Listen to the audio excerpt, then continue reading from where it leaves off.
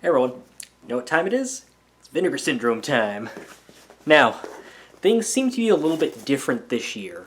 So, as you may know, if you're into the Vinegar Syndrome stuff, and I assume you are if you clicked on the video, when they have their two big sales through the year, the halfway to Black Friday and the Black Friday, there's usually a flash pre-order that comes out about 2 months earlier. They reveal some of the titles, they leave a couple of the other titles secret to reveal during the actual sale. You can do that pre-order, and then it's a little bit cheaper than if you wait for the sale. And then after the sale, if you've already done the pre-order, then you can just sort of add to that existing order, and they usually ship all of your stuff all together. So I did the flash pre-order, wait till the actual sale, ordered some stuff during the sale, mostly like catalog stuff or some of the surprise VSAs things. Add to existing orders so you don't pay extra in shipping, and then normally they merge everything together and send you one big box. Well, from what I have heard, and because I only got one shipping announcement that only had the flash pre-order, it seems like they had a problem with Vinegar Syndrome this year merging those pre-orders with the new orders. So I don't think this box actually has everything I purchased in it. It might, but I don't think it does. I think this is just the flash pre-order. So if that is the case, then this is basically part one of two as I wait for the rest of it to ship. Or maybe they just put everything in here. I don't know. Let's find out. I have my trusty scissors. I'm going to open it up. But yes, Vinegar Syndrome time. All right. This year, they shipped a little faster than they normally do, I want to say. Because usually they do subscribers first, then they do the flash pre-order people. They didn't last time. During the actual Black Friday, it took forever. I felt like I was one of the last people to get mine. And then like the non-subscribers. But they also added some other distribution centers in like Colorado and Canada, so sometimes people on the West Coast or whatever got theirs earlier because of where they have placements. I don't know. So, let's see. Yeah, I think this is just flash pre-order stuff. But let's open it up. So, in the first box. Alright, coming up first, Alien from LA with Kathy Ireland. Here's the back there. This is, the slipcover is a little different from their normal slipcovers, which are usually like this heavy cardstock. This is shiny as opposed to matte. Looks like it took a little bit more damage than their slipcovers usually do too. It's more of a traditional slipcover as opposed to their normal ones. Not sure why they did it for this title. Alien from LA, unlike most Vinegar Syndrome titles, which are blind buys for me, I've actually seen this movie. Granted, it was an episode of Mystery Science Theater 3000, but I have still seen it. It's like bad movies, especially the ones on Mystery Science Theater. They often could fit into a few different categories. There are ones that are painful to get through, even with the riffing. Like one of the Fu Manchus was, I could barely get through it. Some of them are movies you wouldn't want to watch on their own, but are really funny during the episode, and that would be like a Manos the Hands of Fate. And there are some where the episode's funny and the riffing's funny, but you could probably also enjoy them without the riffing in some level, whether it's This Island Earth, which is a legitimately good 50s sci-fi movie, though a little silly, or something like Mitchell, which is just kind of a movie you can kind of just watch and sort of enjoy its sort of cheesiness on its own. Alien from LA, to me, it's been a while since I've seen the MST3K episode, is one of the ones that fits into that category, of that Mitchell kind of category, where I really did like it. A lot of people don't like it because Kathy Ireland has a very annoying, high-pitched voice in it. But I don't know, I must have been like 8 or 9 years old when I first saw the episode, and I'm like, hey, Kathy Ireland's cute. So, what do we got on episodes, extras rather, on here? It's newly restored in 2K from the 35mm interpositive. There's an interview with the director. There's an interview with Tom Matthews. I've met him at a convention. Famous from Return of the Living Dead and Jason Lives. He's in this movie too. An audio interview with one of the other actresses. So, Yeah, I don't know why they went in this direction with the slipcover, though. It kind of feels just kind of like a generic, normal slipcover. I mean, not the art. The art is still pretty cool on both sides. But I wish they had gone with their normal slipcover material, but I don't know. And then in that package also was the televised Terror box set, which this got a lot of shit when they first revealed the art. People, really did not like the artwork on this. I'm fine with it. I like the test pattern, which is the general theme that's going through here. You get to see the three movies here: Are You in the House Alone, Calendar Girl Murders, and Child in the Night. I know Tom Skerritt's in like two of these. A young Elijah Wood's in there. Sharon Stone's in there. But yeah, these are basically TV movies that were meant to play according to network television standards and practices, so they're not going to be as hard-edged as quote-unquote real movies. But these were still sort of, they had bigger budgets and more ambition than like a Lifetime TV movie you'd see nowadays anyway. So, have not seen any of these movies. Dennis Quaid's in one too, by the way. So I don't know what their quality is. Like this, the test pattern, and ooh, I'm watching you. Then all of the individual movies have their own normal cases here. So, let's see. There's Are You in the House Alone? This is the Dennis Quaid one. I believe this is sort of like kind of a Stranger Calls type movie. See, this has an interview with the composer, an audio essay with a film historian, and it's been restored in 2K from the 35mm interpositive. I wonder if sourcing the elements from TV movies, because I'm not sure if like NBC or CBS or whoever commissioned these movies has really held on to the rights. Weird, this is Region A and not all region. I wonder if the rights are also a weird issue there where they couldn't make it worldwide. Then Calendar Girl Murders, which from what I've heard is if they tried to make an erotic thriller for network television, so seeing probably the dichotomy or the dialectical nature of that might be interesting. This has an audio essay from the same historian. It looks like she's paired with someone else and restored in 2K from the 35mm camera negative. This is probably the one of the three that I'm most interested in seeing, since I think it has the biggest shot of being an entertaining film. And then Child in the Night. This is the Elijah Wood one. This is about, a kid is like a witness to a murder, so it just kind of reminds me of Perfect Strangers, Larry Cohen movie that Vinegar Syndrome also put out that I liked a little bit. And this is an audio film essay, and it's restored in 2K from 35 interpositive, so not much else going on there. I can't really say I'm super excited about those, but I am kind of interested in what their quality will end up being, so.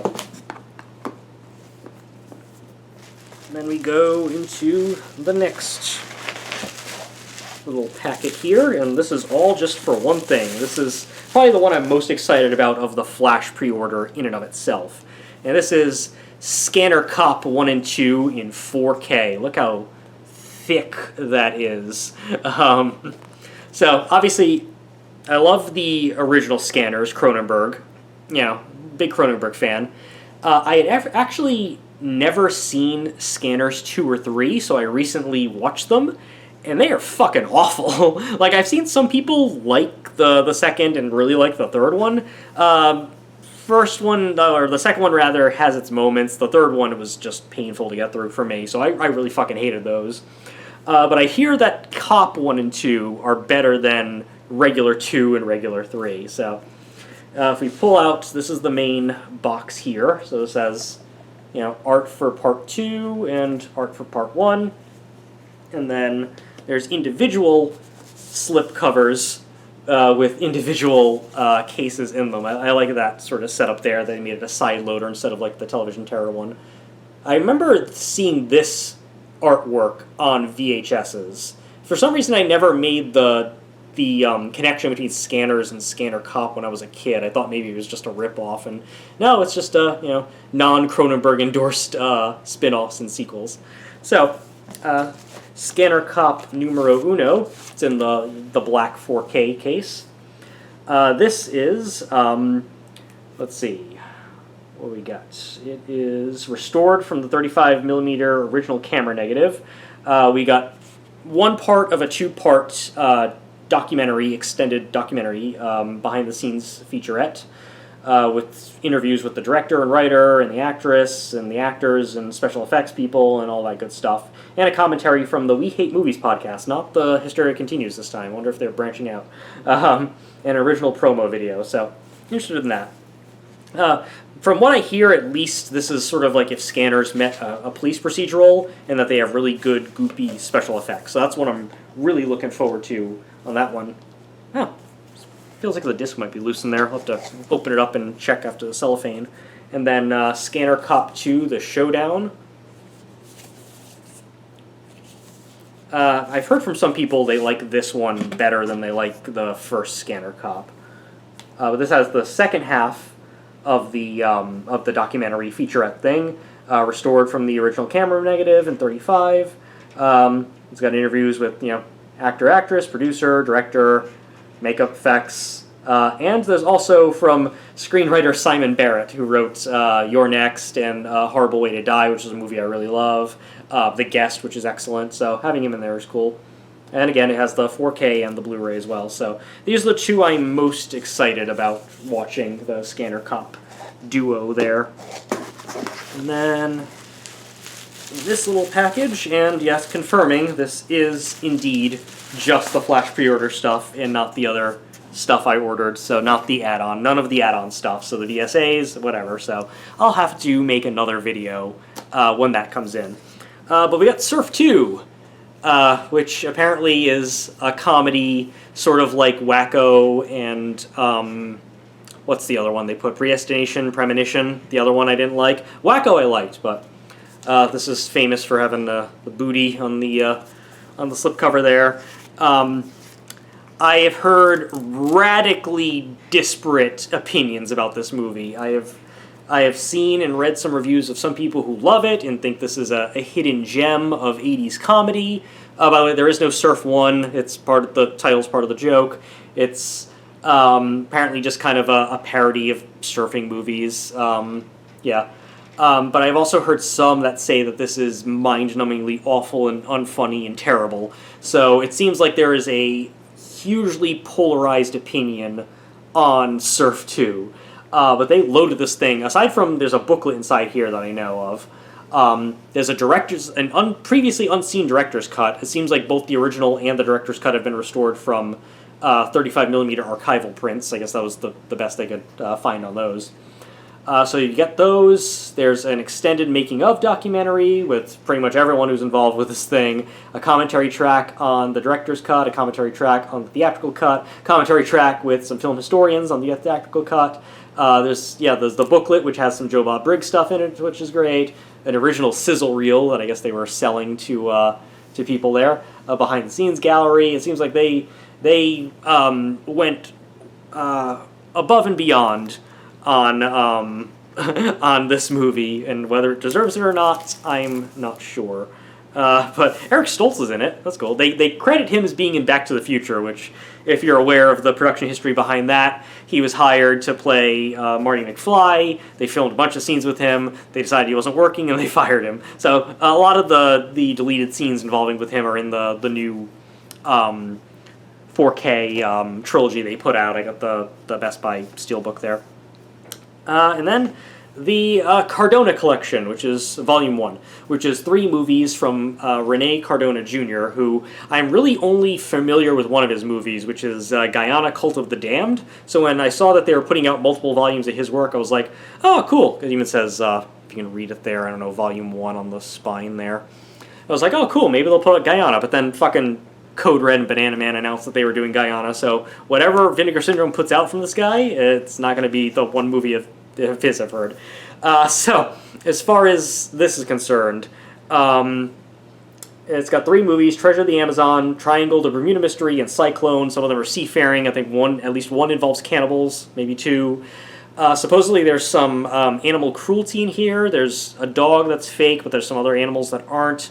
So there's been some people who aren't too keen on that. I mean, who likes animal cruelty? But I mean, looks like there's some stuff moving around in here too. I heard that some of that kind of got dislodged. But basically we got another side loader here. And there's a slipcover then. And then it looks like it's a flipper case with the 3 different movies in there. So kind of went overboard on the artwork there. As far as extras, we got... There's a still gallery, there's a documentary on the Bermuda Triangle, interview with Rene Cardona III, who I believe just passed away, so the son of the director. Interview with producers, there's a collection of different foreign titles and credits. Let's see, there's both an English and a Spanish version of Cyclone. Interview with Rene Cardona III there, with the producer, and various interviews and stuff. Region free, and it looks like The English version of Cyclone is from a 35mm archival print. Everything else is from the 35mm original negatives. So, 3 movies there. Probably a little interested in that. Oh, and just for the hell of it, since I heard that the way they're going to connect these volumes is through magnets, and I can feel that there's magnets in here, let's just go test the magnets.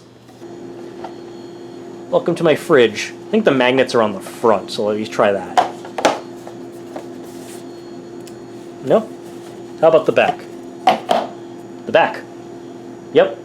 So, if you'd like to stick your Rene Cardona collection to the fridge, you can certainly do that for whatever that's worth. Just keep it away from your VHS collection because it'll erase. And lastly, we have the second VSU title, the first being Beastmaster from the Lost Sale. We have Six String Samurai. Now this movie, I have heard of it mainly because I'm a big fan of the Fallout video games, and in Fallout New Vegas, which, much like this movie, takes place in a post-apocalyptic Las Vegas, there's a like a trophy or a collectible you can get that's titled something similar to Six String Samurai, and it's a reference to the movie. So, I know this is about a post-apocalyptic Las Vegas, and there's a Buddy Holly impersonator samurai guy, and all I know is that it has really beautiful cinematography, because Vinegar Syndrome put a little thing up on YouTube, and everybody at the company was like gushing over how beautiful the film looks. It's a little late as far as when it was made. I believe it was the late 90s, 97 or 98, so a little bit on the higher end of the years from what Vinegar Syndrome normally puts out. They usually seem to cut off somewhere in the mid-90s, so that's interesting. It has the magnetized book sort of opening, and then, of course, there is a disc with a slipcover also inside, as well as, much like Beastmaster, a booklet. So there's a booklet with some writings and some pictures, and there's some... You can take a look at some of the gorgeous cinematography in some of the pictures, but it doesn't really... it's not conducive to flippage, really. And a lot of essays and stuff, which Beastmaster also had. I mean, the artwork on the slip is gorgeous, so... you know, I assume that even if the movie doesn't work as far as characters or story, I assume it will at least be very nice to look at, especially in 4K. Let's see. There's a commentary track with the director and the cinematographer. There's also a solo commentary track with the director. There is a feature-length extended making-of documentary similar to what was on the Beastmaster set about the movie. There's also a short film by the director. It looks like this was restored from the 35mm original camera negative. So, Six String Samurai, I'm interested to take a look and see if I like it or if I find it to be sort of pretentious indie garbage. I don't know where I'm going to fall on that. But at the very least, it is a beautiful-looking case between all of the stuff that's going on there, and I especially love the desiccated skull in the sand there. So that's just the Flash pre-order stuff. I also ordered some legacy releases of Vinegar Syndromes and the 2 new VSAs, Champagne and Bullet / Getaven and Alley Cat, and some other doodads and whatever. Apparently that hasn't shipped yet, but at least I got this to start working on. Probably I'll dive into the Scanner Cop stuff first, and we'll see. And then if you're interested in what I end up thinking of these movies, I mean, I could do a video, but if I don't think it's video-worthy, feel free to go to my Letterboxd. Name is Leninhawk on there, and you can see all my star ratings, and sometimes I'll write little mini reviews or put comments or whatever if you're interested. Whenever the rest of my stuff ships, I'll do another unboxing video, and I know it's been like almost a month since my last video, so I'll try to get some more stuff out. I'm still working on the Sturbian film video, still doing some other stuff, and been busy about other things, so we'll see. But thanks for coming to this, and, hope your package arrives.